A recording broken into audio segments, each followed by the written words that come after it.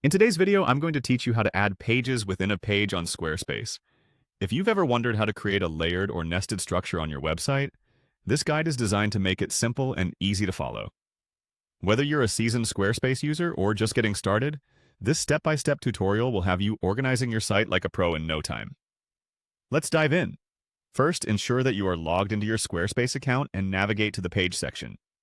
To do this, look for the Pages tab or section in your account dashboard. This is where you can manage and edit all pages of your site. Once you're in the area where you can see your current pages, look for a plus icon. This icon allows you to add a new page.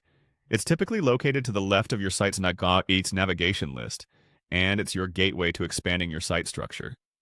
After clicking the plus icon, you'll be presented with a few options.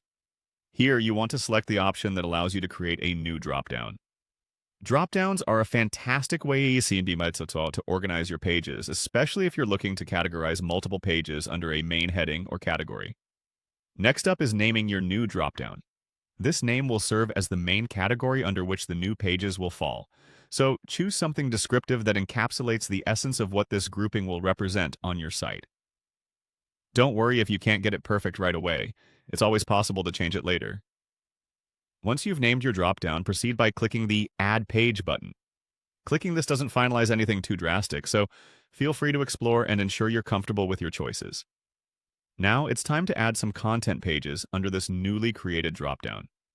Choose the option to add a blank page.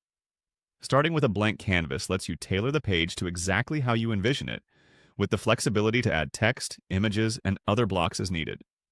For each blank page, be sure to give it a specific name.